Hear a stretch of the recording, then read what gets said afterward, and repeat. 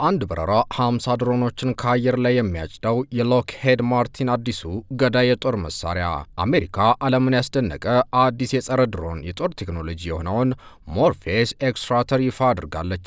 አብራችሁን ከቆያችሁ ስለዚህ እጅን በአፍ የሚያስጭን የአሜሪካ የጸረ ድሮን ቴክኖሎጂ የምንነግራችሁ ነገር አለ። መልካም ቆይታ። አዳዲስ ወታደራዊ ቴክኖሎጂዎችንና የዓለም ዜናዎችን በፍጥነት ለማግኘት ሰብስክራይብ ማድረግን አይርሱ። በአሁኑ ሰዓት በዓለም አቀፍ ግጭቶች ውስጥ ትልቅ ስጋት የሆነው የኒኩሌር የጦር መሳሪያ ሳይሆን በብዙ ሺህ የሚቆጠሩ በአነስተኛና ርካሽ ወጪ የሚመረቱ የድሮን መንጋዎች መሆናቸው ይነገራል። እነዚህን ድሮኖች ደግሞ በተለመዱት እንደ ፓትሪዮት ያሉ ውድ የአየር መከላከያ ስርዓቶችን በመጠቀም ማቆም አልተቻለም። የፓትሪዮት የአየር መከላከያ ስርዓት ሚሳኤል አንዱ እንኳን ሚሊዮን ዶላሮች የወጣበት መሆኑን ተከትሎ ለአሜሪካ ትልቅ ኪሳራ ነው። ዋሽንግተን በኢራን ጦርነት በርካሽ ዋጋ የተመረጡትን የኢራን ድሮኖች መንጋ ለመከላከል የፓትሪዮት ሚሳኤሎችን ተጠቅማ የጦር ካዝናዋን ለማራቆት መገደዷን ተከትሎ ነበር አማራጭ ስትፈልግ የቆየችው።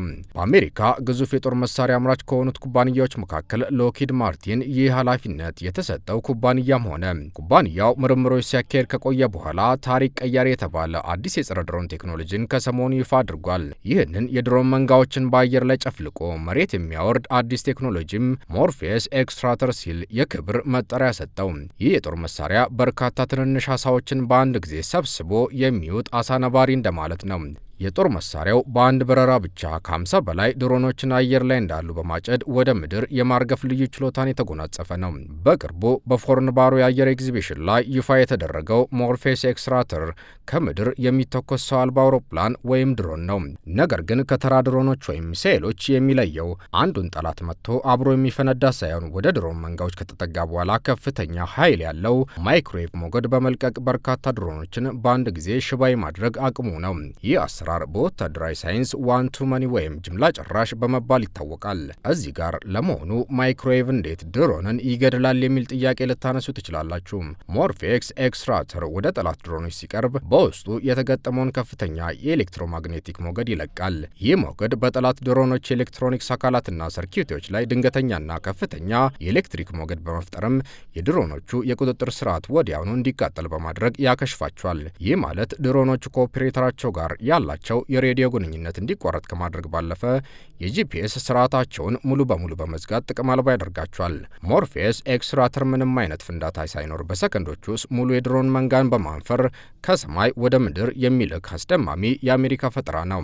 ይህንን ዘመናዊ የጦር መሳሪያ ያመረተው ሎክሂድ ማርቲን መሳሪያው በጥቃቱ ውጤታማ ከመሆኑን ባሻገር ልዩ የሚያደርጉትን 4 ዋና ዋና ነጥቦች በዝርዝር አስቀምጧል። ይህ ድሮን አርገፍ ወይም ጸረ ድሮን መሳሪያ ጥቃት ከፈጸመ በኋላ ተመልሶ መሬት ላይ ማረፍ ስለሚችል ተመልሶ ጥቅም ላይ መዋሉ አንዱ ልዩ ባህሪው እንደሆነ አምራቹ ኩባንያ ሎክሂድ ማርቲን ይገልጻል። ሞርፌስ ሌላም ጥቅም አለው። ከዋጋ አንጻር ሚሳኤሎችን በመጠቀም ወይም ሌሎች የአየር መከላከያዎችን በመጠቀም የድሮን መንጋን ለመከላከል ከሚወጣው ወጪ ጋር ሲነጻጸር እጅግ ዝቅተኛ ወጪ ነው ያለው። በሶስተኛ ደረጃ ይህ ጸረ ድሮን መሳሪያ ውስብስብ የአየር መቃወሚያ ስርዓት የማይፈልግ ሲሆን ከማንኛውም ነባር የመከላከያ ስርዓት ጋርም በቀላሉ ይገናኛል። በመጨረሻም ሞርፌስን ልዩ የሚያደርገው 50 ድሮኖችን በአንድ ሰልቅጦ ወደ ምድር ቀፏቸውን ሲጥል አንድም ድምፅ ወይም ፍንዳታ አለመከሰቱ ነው። ይህ ቴክኖሎጂ በካሊፎርኒያ፣ አሪዞናና ኦክላሆማ በስኬት የተሞከረ ሲሆን በቅርቡ ወደ አሜሪካና ወዳጅ ሀገራት የጦር ግንባር እንደሚገባም ተገልጿል። በኢራን ጦርነት ላይም በቅርቡ ልናየው እንደምንችል ይገመታል። ታዲያ የወደፊቱ ጦርነት በድሮንና በኤሌክትሮማግኔቲክ ሞገዶች ላይ የተመሰረተ እንደሚሆን ይህ ግልጽ ማሳያ ነው። እርሶስ ምን ያስባሉ?